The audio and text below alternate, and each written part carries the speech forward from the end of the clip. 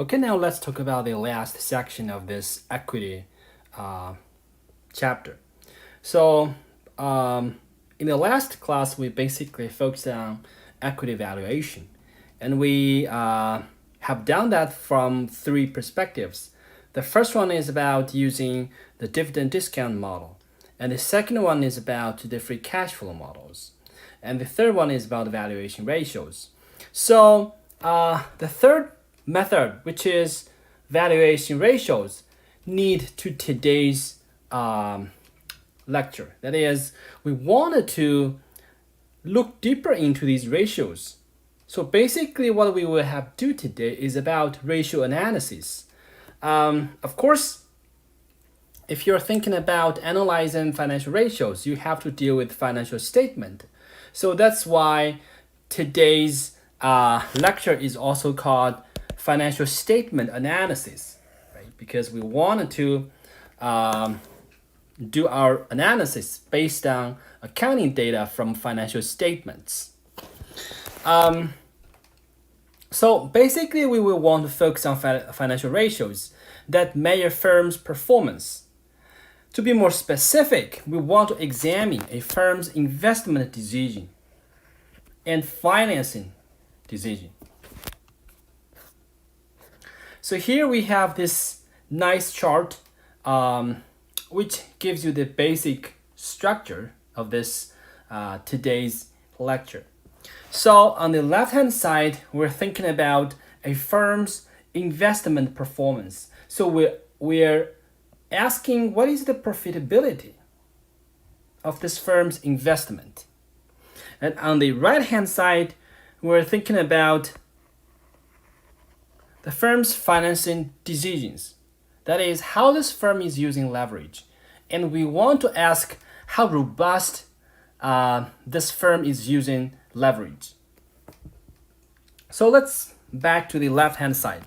When we're asking the probability of investments in a certain firm, we will use four kinds of ratios. The first one is return on assets. The second is return on equity. Then return on capital, and then economic value added. You will see that how to exactly calculate these ratios. At this stage, you only need to know that we use these several ratios to measure the profitability of investments. Next, let's look at the right-hand side. So we're asking whether the firm's financing decisions are prudent. So we would want to ask whether this firm is using leverage in an excessive way, or whether this firm has sufficient liquidity. So to measure leverage, we could use debt ratio, coverage ratios, and to measure liquidity, we could use current, quick, cash ratios. And we would also want to look at the net working capital. So this is basically the overview of what we would want to do for this financial statement analysis. However, in this class, we will only focus on a subset of financial ratios. To be more specific, we will basically we will look at these ratios, and we will also look at these ratios. As to other ratios, if you think about turnover ratios and profit margin, I would say basically these ratios will be covered in Corporate Finance 3. And if you look at debt ratio and the coverage ratio, I would say these should have been covered in Corporate Finance 2. So our focus today would be these four ratios here and these current, quick, and cash ratios. Okay, let's start with ratios which measure the firm's profitability. The first one is return on asset, right? So basically you can see the formula here. ROA equals Ebit divided by assets. basically using this ratio, you could know that the income earned per dollar deployed in this firm, right? Or you could say how much money this firm is generating from its assets. Obviously, you would want a firm to have higher ROA, right? Which means the firm is more profitable. Or you could say that this firm is better at generating profit from its assets if its ROA is higher. As to where you can find these numbers, so assets, right? You could find this balance sheet, right? And Ebit, right? Earnings before interest and tax. This is from the income statement.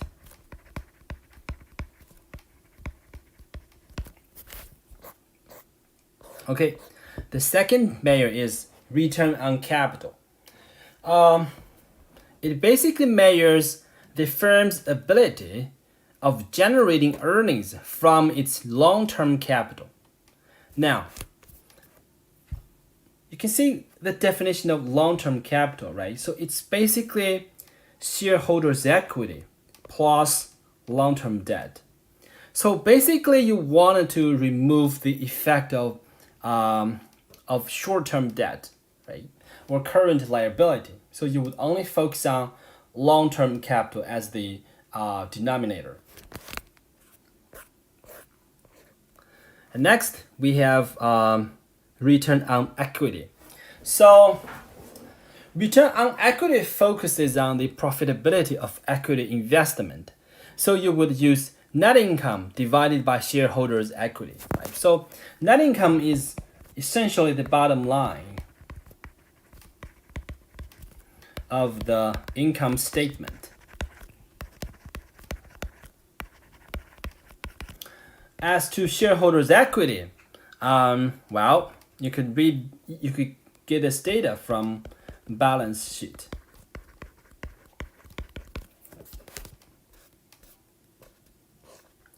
And ROE is related to ROA. Given tax rate T and interest rate R, this formula gives us how return on equity is related to return on asset. So we have several observations from this formula. First, you can see that if two firms have the same ROA, however, if they have different leverage ratio, then return on equity will be different, right? So you can see that this one is leverage ratio, right? So as you change this ratio, even if you hold ROA the same, ROE will be different. The second point is leverage can make ROE more volatile. Soon you will see an example which shows you that higher leverage makes ROE more volatile. But here you could actually see why this is the case. Okay, let's see how this would. Okay, let me see how I could give you the idea why leverage makes ROE more volatile. Okay, basically you could focus on these two terms: ROA times debt versus equity, right? Let's say there are two firms. The first firm has a debt versus equity equals 1. The second firm has this debt versus equity ratio equal to 2. And then you can see that in this case, right? In this case, if ROA increases by 10%, then you can see that what you have here is 10% times 1, right?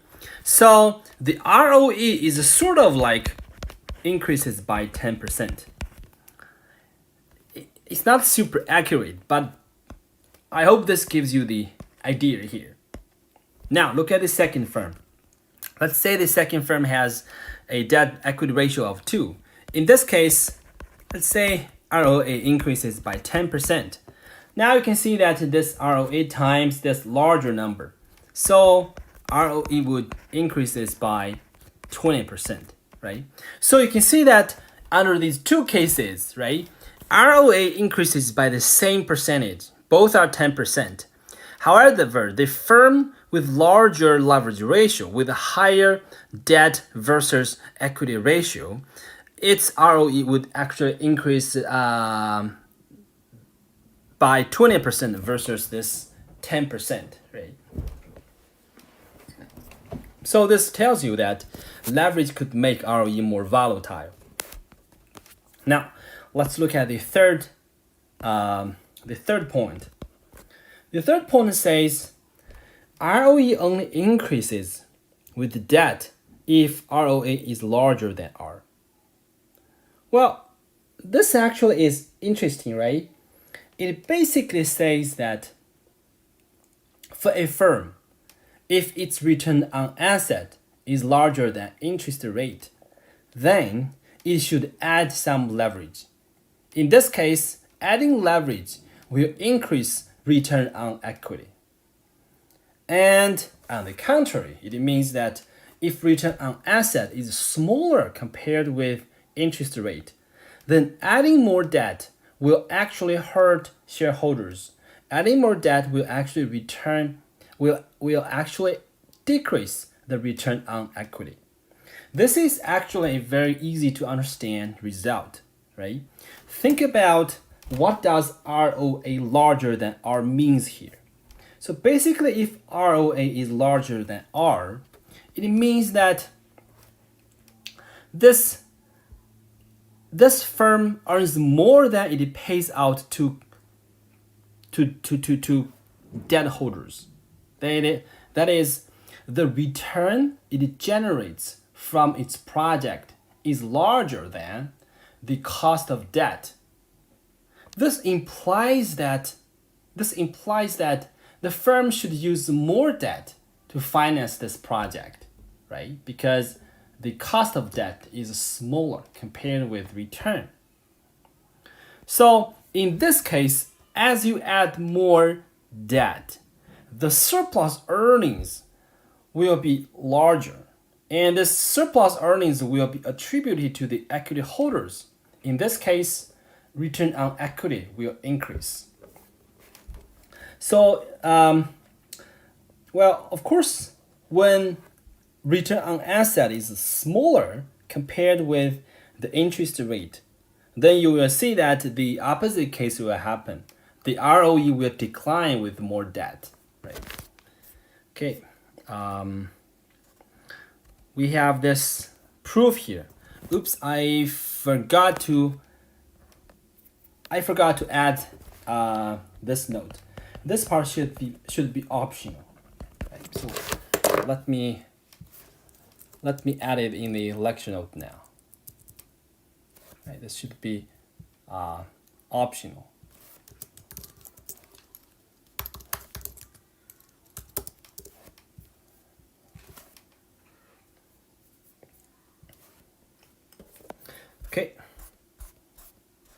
Okay, let's look at an example which helps us to understand how leverage affect return on equity. So let's say corporate tax rate is 40%, and we have two firms. The first firm is called no debt, and of course, it's a firm without debt. So let's assume the firm has total assets of $100 million. The second firm is an identical firm. It's called some debt. However, it has $40 million of debt, and the interest rate it pays is 8%. So obviously, if the interest rate is 8%, if the amount of debt is $40 million, the annual interest expense should be $3.2 million, right? So now, let's examine how no debt and some debt, their profitability, specifically their ROE, will change under different economic conditions. So here we are thinking about three different kinds of scenarios. You can see here, we have bad year, normal year and good year, right? So we are first looking at the firm no debt. So we're trying to see what kind of numbers we have for no debt. So this column gives us sales, and second column gives us Ebit. This is return on asset. So basically you can see that given sales and Ebit, you should be you should be able to compute ROA, right? Because ROA is defined by Ebit divided by total asset. And we know that this firm has $100 million of total asset, right? So let me write it here. So we know that A equals $100 million. Now you can see that ROA equals Ebit divided by total asset, which is 5 divided by 100. So this gives us 5%. That's how you get this number 5 here. And next we have this net profit. Well, given Ebit and tax rate, you should be able to calculate net profit, right? Here, net profit essentially refers to net income, right, or earnings. We know the tax rate is 40%, so net profit equals 5 times 1 minus 40%, right? So this gives us 3. And after solving the net profit, now we should be able to calculate our ROE, right? Because ROE, right? ROE equals net income divided by shareholders' equity. However, no debt is an all equity firm. In this case, we know that the firm has no debt, which implies the firm's asset equals the firm's shareholders' equity. So here we should use net income divided by asset, which is 3 divided by 100. So this gives us 3%, right? So basically what I'm doing here, or what I'm trying to show here is, given these two numbers, sales and Ebit, you should be able to find out ROA, net profit, and ROE. I know that this is related to, or to solve this, you have to understand some basic accounting, and you need to know something from corporate finance. So if you have any difficulty understand these things, I would say that you need to look at your accounting book, or you need to look at the corporate finance lecture notes. And as a practice, right, you could also do, you could also solve the, you could also solve ROA, net profit, and ROE for this normal year, right? So basically, given these two numbers, you should be able to find out ROA, net profit, and ROE. Okay, now let's see the second table. So the second table is about some debt versus no debt, right? So it's about comparing these two firms. So let's see what kind of result we can get from this comparison here. So first, let's start with no debt, because we have done the calculation for this no debt firm in the top table, right? So here we can see that again. Let's again look at the bad year, right? And this number is given, and we have solved this. That is, it's 3, and luckily we also have solved ROE. Now let's think about the firm's sum debt. Now, what is sum debt? What is this sum debt net profit? Well, remember that some debt is a firm which is the same as no debt, except the firm's some debt has debt. So in this case, to calculate its net profit, we have to consider the interest expense, right? So we know that net profit equals Ebit minus interest expense, right?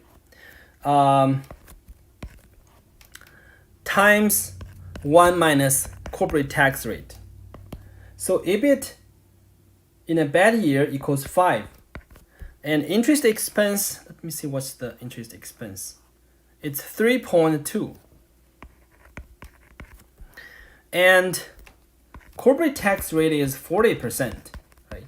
So this gives us 2.8 times 0.6. Do we have 1.08 here? Yeah, I think. Oh no! Oh, sorry. This one is not 2.8. It should be 1.8. Yeah. Okay. Now the number is correct. So this gives us $1.08 million. Okay.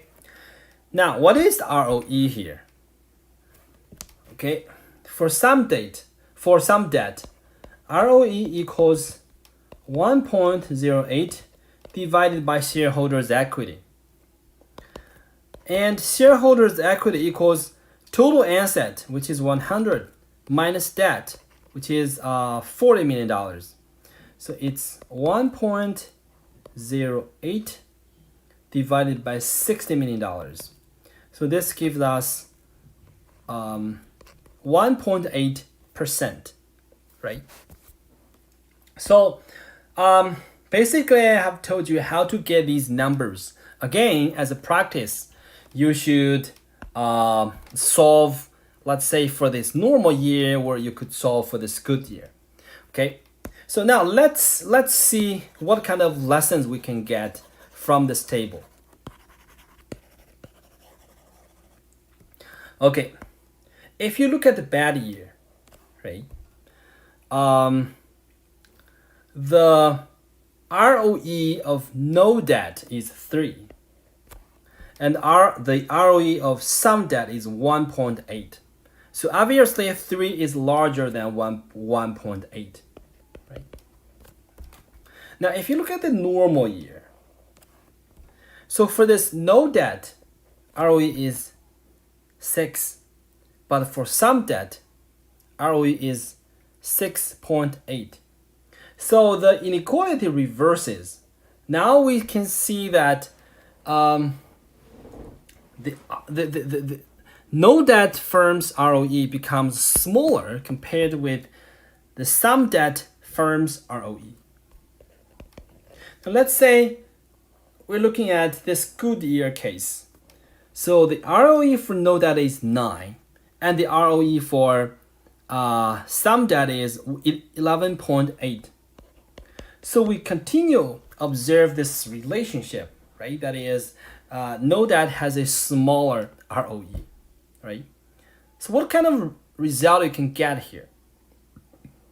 It basically means this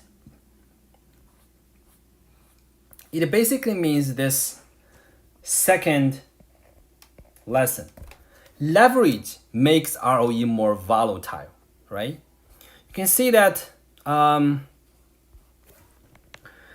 for this firm no debt, its ROE ranges from 3 to 9, right? It's a difference of 6. But for this firm some debt, its ROE ranges from 1.8 to 11.8. It's a difference of 10. I mean, this is quite intuitive. If you recall what you have learned from some other courses, such as corporate finance too, the general result is equity becomes riskier if a firm has higher level of debt.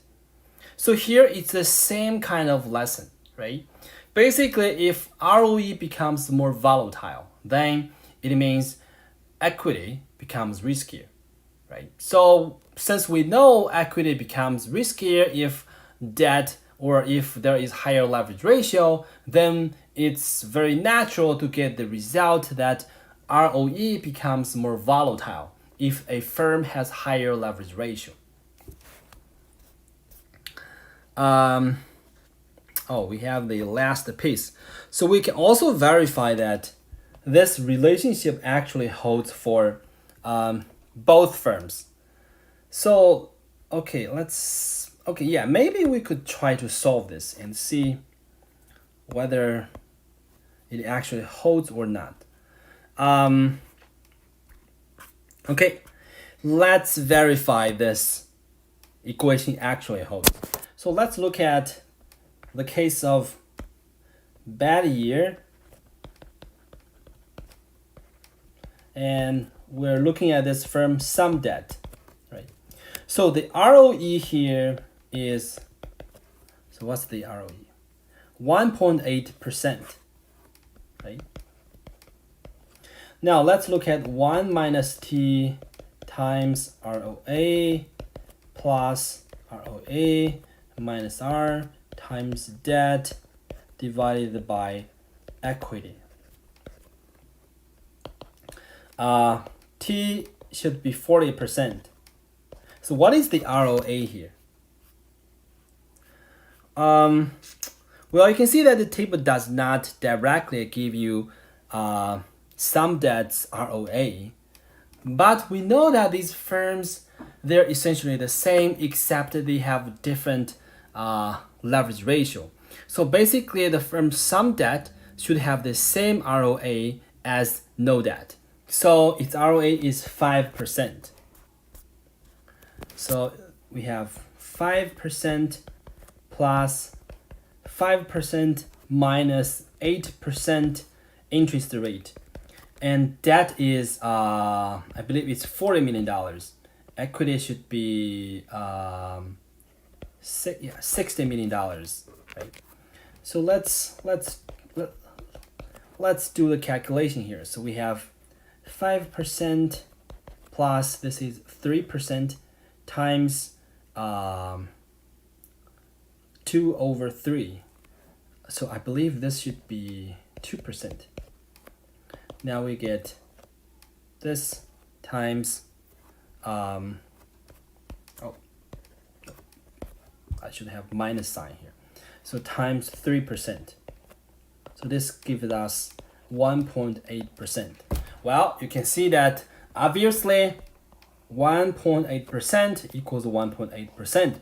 So this basically verifies that the relationship, that is this formula, actually holds. Okay, let's talk about the fourth profitability measure. It's called economic value added, EVA. It's basically calculated as the difference between return on capital and the weighted average cost of capital, K.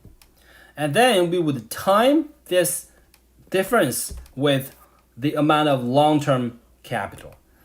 So obviously you can see that if return on capital is larger compared with the average cost of capital, then you can see that economic value is added to the firm.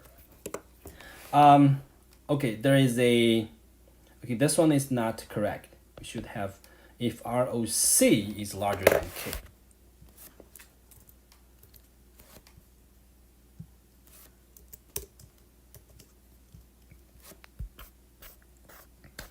Okay, now let's formally talk about ratio analysis. So what we're gonna do is we want to decompose return on equity into several ratios or factors. This decomposition gives us some benefit. An obvious benefit is if we decompose ROE into several components, then we could see how each component affects return on equity. So this gives us a deeper understanding, right? How ROE or what affects ROE. Okay, this is the decomposition we're gonna use here. So we start from the definition. That is, ROE is defined by net income divided by equity. And here you can see that we could actually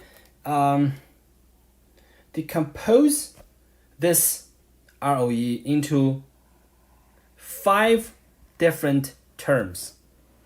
You might wonder, how do you know you could decompose this return on equity like this? Well, mathematically, it's just trivial, right? So if you look at this formula here, you can see that you will always cancel out the denominator and the numerator. Cancel out denominator, numerator, and cancel out.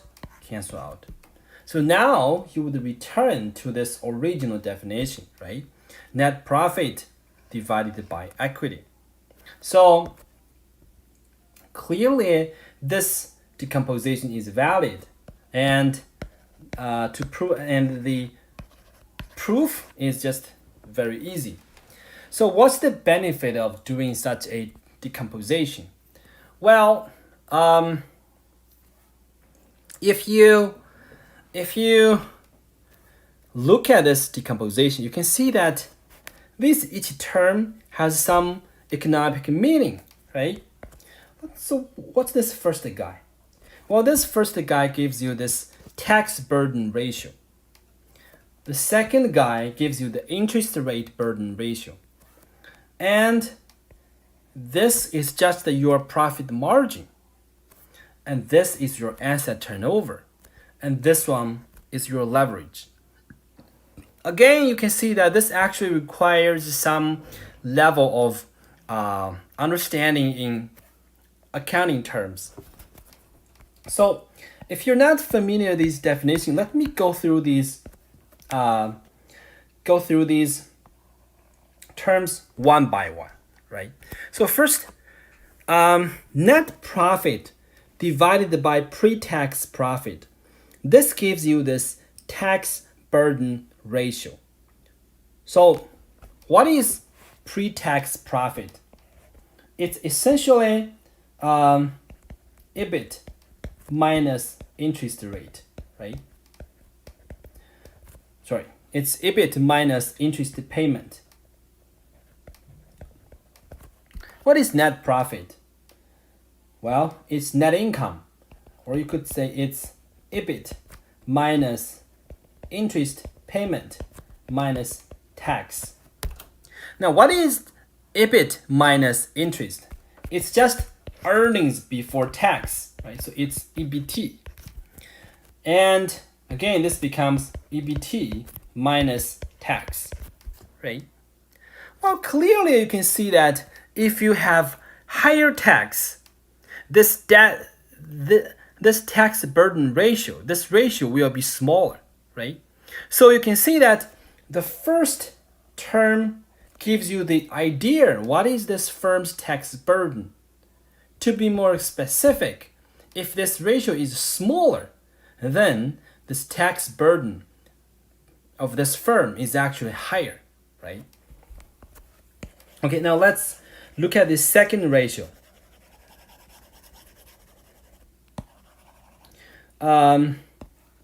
The second ratio is pre-tax profit divided by Ebit. So what is pre-tax profit? Of course, the denominator is Ebit, which is earnings before interest rate and tax. And pre-tax profit, well, we just talked about this. It's EBT, right? Earnings before tax, which is essentially Ebit minus interest expense, right? So this is your pre-tax profit.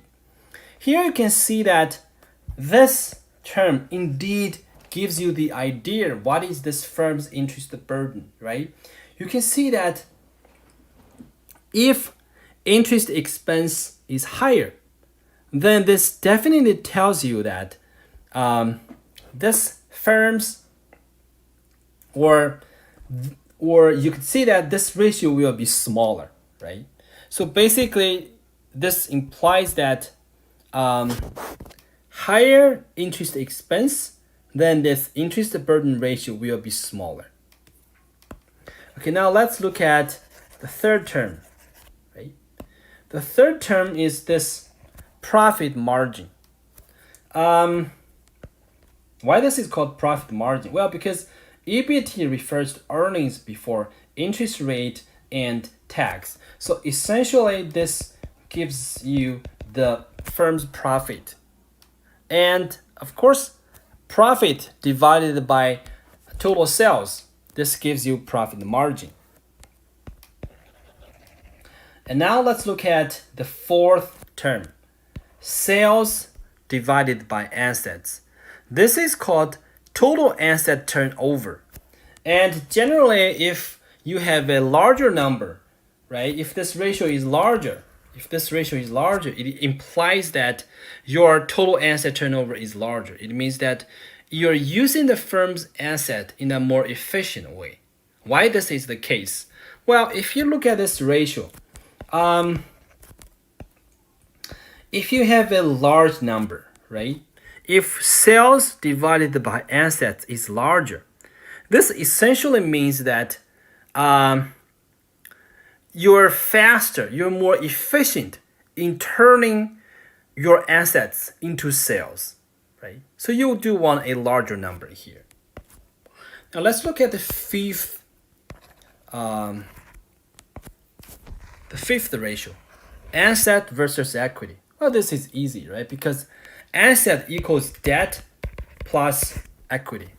So if asset divided by equity is larger, this implies that the firm is using more debt. So this is a leverage ratio. That is, if this ratio is larger, then this firm is using more debt. Okay.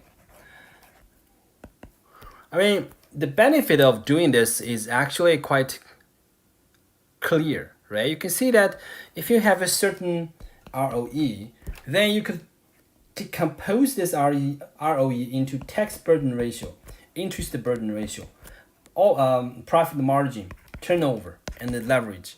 Then you can examine these individual components, and if you have a low return on equity, then you could actually diagnose what is the problem, right? Is it because you have a very small margin, or is it because your leverage is too low, right? So it's a useful tool. We could also write this decomposition of ROE into a very compact way.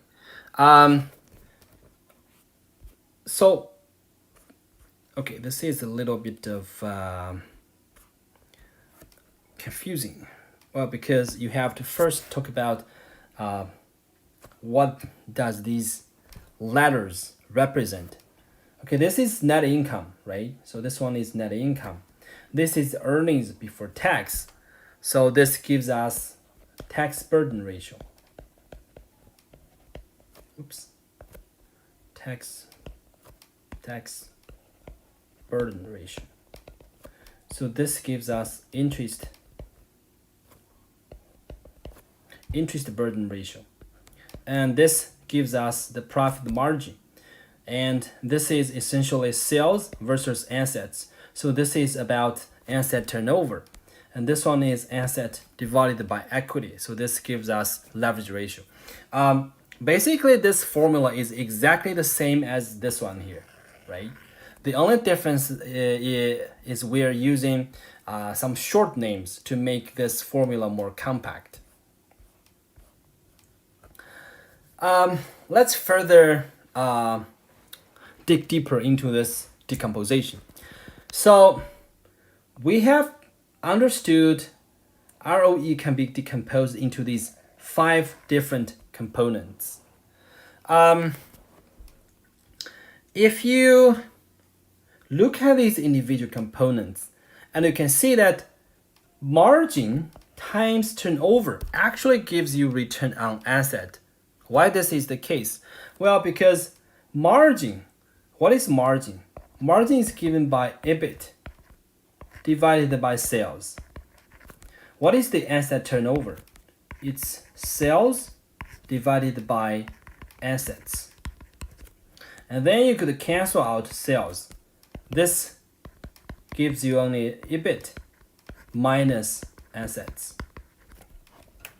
Well, this is exactly the definition of return on asset, right? So this is obvious. And we could further define a compound leverage factor, which is the interest burden times leverage, right? What is interest burden?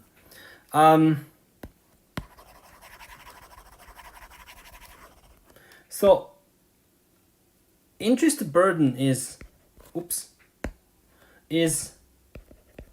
EBT divided by Ebit, and leverage ratio is given by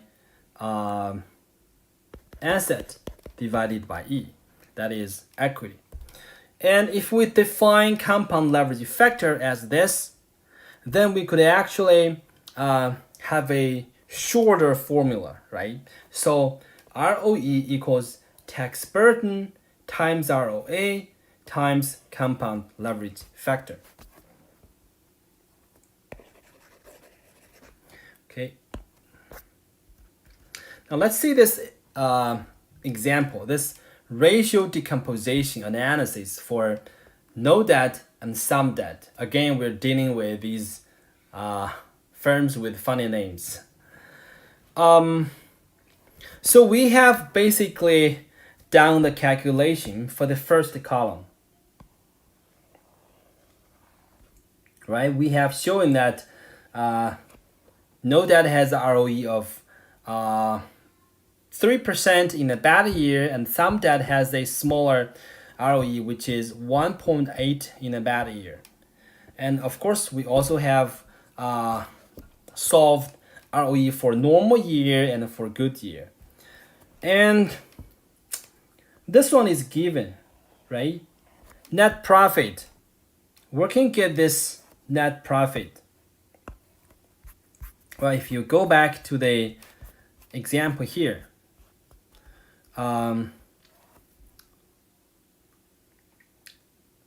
so here you can see that after giving you Ebit, right, you could calculate net profit.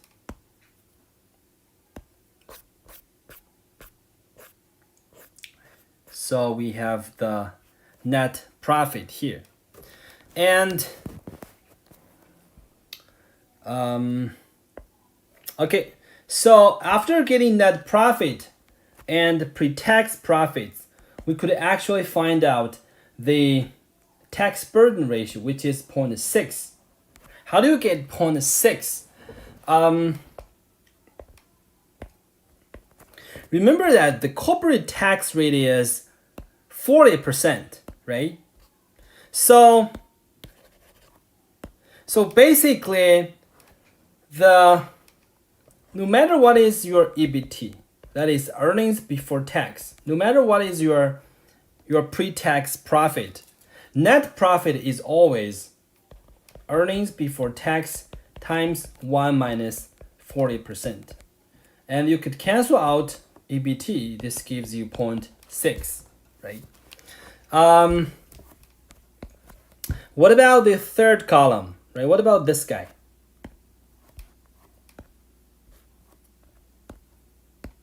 Right, what about this guy here? How do you calculate pre-tax profit divided by Ebit? Remember this is your interest burden ratio. I will skip the calculation here, but basically what you need to do is you need to plug in these numbers, right? Pre-tax profit and Ebit. For example, for this no debt firm, its Ebit is, oops, again, I have to go back to this previous tables. So you can see that in a bad year, right, its Ebit is 5. However, this firm does not pay interest expense because it does not have any debt. So you can see that for this no debt firm, its interest burden ratio is always 1, right? Which means there is no interest burden for this firm. And for the some debt firm, you have to again plug in these numbers. You should be able to get these ratios. Again, it's a good practice when you're at home to solve these numbers yourself. And if you have any difficulty, you could just ask me. Okay, as I said, I will skip these numbers so you could practice yourself at home. Now let's look at the last column. The last column is about this compound leverage factor, which really gives you the total effect of leverage, right? And we know that compound leverage factor is defined by the second ratio, this guy, times the fifth ratio. That is, compound leverage factor is defined by interest burden ratio times the leverage ratio. So what you can see here is, that's the key observation for this table. What you can see here is for this no debt firm, its compound leverage factor is always 1, right? But if you look at this some debt firm, its compound leverage factor is low in a bad year. It is higher in a normal year. And it is even higher in a good year, right? So this basically tells you that leverage will have this effect which magnifies or makes return on equity more volatile, right? And here you can see that the firm's some debt really has a more volatile ROE. Why it has a more volatile ROE? Well, because this compound leverage factor becomes larger and larger as this economic condition becomes better. That is, in a good year, it has a large compound leverage factor of 1.3, and in a bad year, it has a small compound leverage factor of 0.6. So this variation in the compound leverage factor will generate a larger variation in this firm's ROE. That's why the firm's some debt has a more volatile ROE.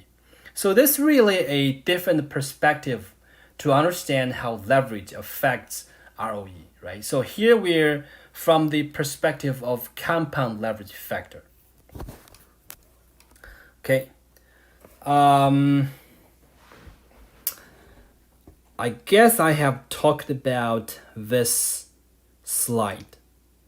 So I will skip this one. Okay, now let's talk about return on asset. So we have learned ROA can be written as a product of profit margin and asset turnover, right? So let me write it here. So profit margin times asset turnover. And return on asset tells us the firm's ability to generate returns from its asset. So we generally want the firm to have a larger ROA. That means the firm is using its asset in a more efficient way, right? In a more profitable way. And here you can see that if we want a firm to have large return on asset, we would want the profit margin to be large and the asset turnover to be large, right? That's the most ideal case, right? If both of these two ratios are large, you will definitely have a large return on asset. However, the reality is high values of one of these two ratios are often accompanied by low values of the other. That is, generally, if you have high generally if you have high profit margin, then your turnover will be low. Or if you have high turnover, then your profit margin will be low. So we could talk about this. So here we could look at this example, right? For Walmart or for Costco, they have low profit margin, right? However, you can see that they have high turnovers. But for luxury stores, think about Tiffany, right? Louis Vuitton, or some other luxury stuff, right? These stores, they have high profit margin, right? However, you can imagine that the turnover is quite low. So, I mean, this is very natural. Basically, you can see that a retailer, if this retailer has high profit, then its sales volume will be low, so its turnover will be low. And if this retailer is a discount retailer, then its profit margin is quite small. However, people love discounts, so this retailer's sales volume will be high, so its asset turnover will be high, right? So that's why it's hard to get your profit margin to be high and to get your asset turnover to be high. Okay, now let's look at the actual data. So basically here we're looking at, I think it's data from Canada. So here we could see that for different industries, to be more specific, for 23 industries, we generally observe this inverse relationship between profit margin and asset turnover, right?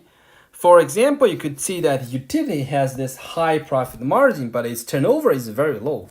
And for grocery stores, its profit margin is low, but its asset turnover is very high, right? So you can see that the data actually fits our understanding. Okay, now let's look at liquidity ratios. So first, what is this? What is the definition of liquidity? Well, liquidity is the ability to convert your asset into cash at short notice. For example, you could compare your house and your stock investment. You can see that stock investment has high liquidity because within 1 minute, you could sell your stock in the market and convert your stock into cash. So your stock investments are generally highly liquid. Now think about your house. It generally takes, I would say, months to sell your house, right? So you can see that your house, as your house, which is a type of asset, has low liquidity. Okay, now let's measure. Now let's think about, or let's learn about how to calculate liquidity ratios. So we would basically talk about three kinds of ratios. So these ratios are actually important because you want to use these ratios to make sure that this firm is financially sound. You want to make sure that this firm can actually pay its bills, right? So first, the first one is current ratio. It's defined as current assets divided by current liability. Basically, you can get both current asset and current liability from balance sheet. Okay, let me write down the components of current asset. So a firm's current assets generally has several components. The first one is cash and marketable securities.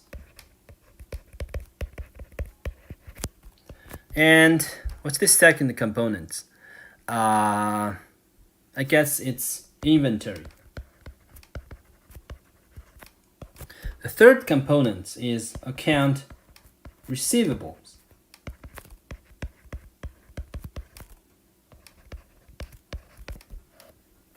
Again, you need some accounting knowledge to understand these terms.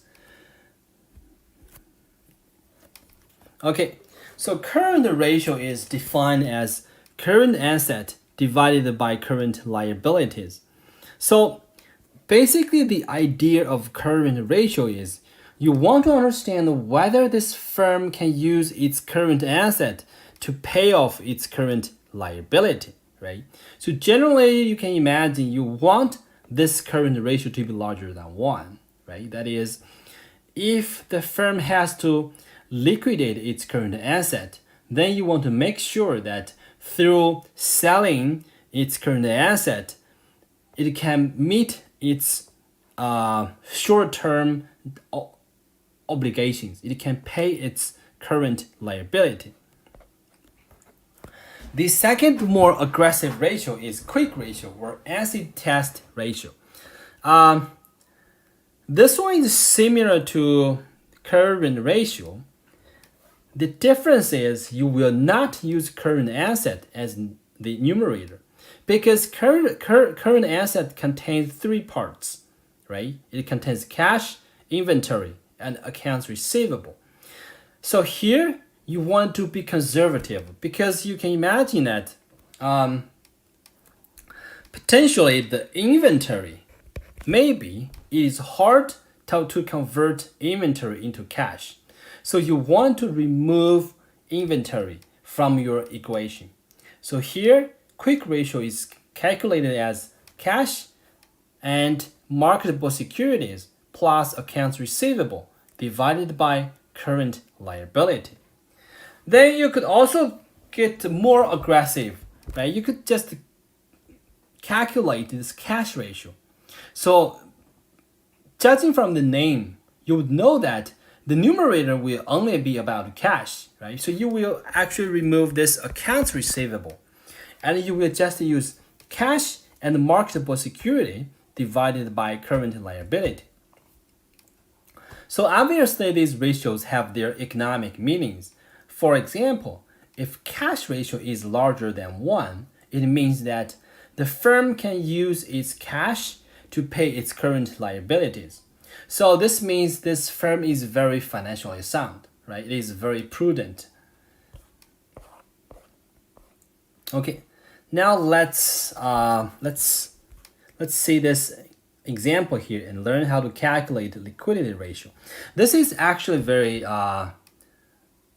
important in your investment. Sometimes, say you want to invest in a distressed firm, right? you want to understand whether this firm has this potential of bankruptcy. And in this case, you will really want to look at its liquidity ratios. You want to see whether it has any difficulty in meeting its recent or short-term debt obligations. And sometimes, let's say if the economy is in downturn, right, or the central bank has increased interest rate. In this case, you will want to look at firms' liquidity ratios, because if the economy is bad, or if the interest rate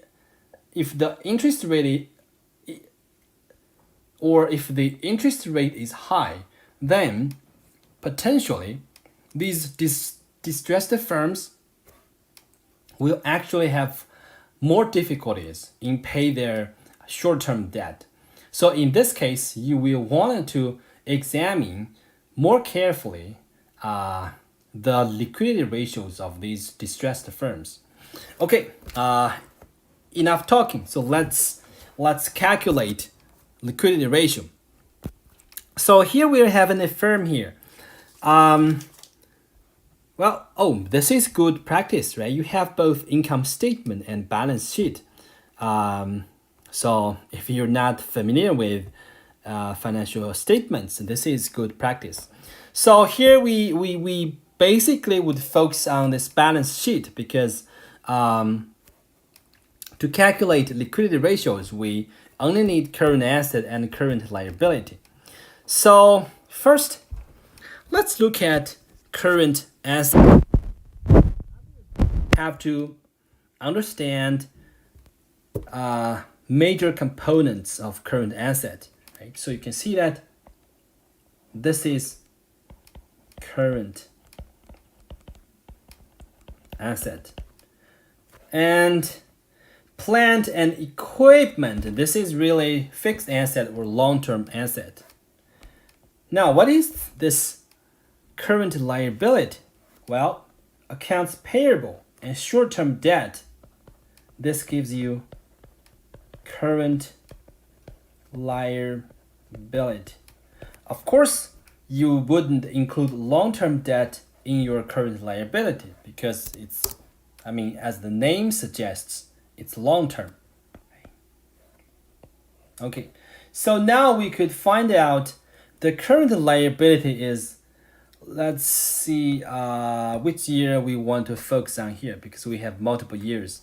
Okay, now let's focus on 2015, right? So here you can see that in 2015, the current liability is given by some of these two numbers, right? And current asset is given by some of these three numbers, right? So we could calculate the current ratio in 2015, right? So let's calculate current ratio. I guess current asset is $180,000, and current liability is I guess it's 123,300. So this should give us a number of 1.46, right? Now let's look at this second ratio, right? Let's look at quick ratio. When you're calculating quick ratio, you want to remove inventory, which means you should only use these two numbers. So quick ratio or asset test ratio equals 90,000 divided by the denominator. So this, I believe, is 0.73. Now you could also calculate cash ratio. Of course, now you would only include cash and marketable securities. So we have 60,000 divided by the numerator. This gives us 0.487. Okay, obviously you have some other years. You have 2016 and you have 2017, right? Again, you could do your calculation for these years yourself as practice. So now let's see what kind of result we could draw from these three tables. Now, if you look at this firm's current ratio, what you can see here is across these 3 years, right? You can see that the current ratio actually decreases. And again, quick ratio decreases and cash ratio decreases. So if you're an investor, you would want to ask yourself, right? Why liquidity in this firm becomes worse and worse during the past 3 years, right? So this is obviously an important question, right? And you could also compare this firm's 2017 values to industry average. You can see that this firm in 2017, its current ratio is like 1/2 of this industry average. Again, about 50% of industry average for a quick ratio. For a cash ratio, again, 50%. So this basically gives you a picture that this firm is potentially struggling with its financing, right? You can see that first, during the past years, liquidity deteriorates, right? Liquidity becomes worse and worse. And then, if you compare this firm with this industry average, then you can see that its liquidity is actually pretty bad. So this basically tells you this is a very distressed firm. So you have to think about carefully whether you want to invest in it or not. And you have to think about the default risk and whether this firm will go into bankruptcy, right? So these ratios, as I said, are quite useful. Okay, that's for today.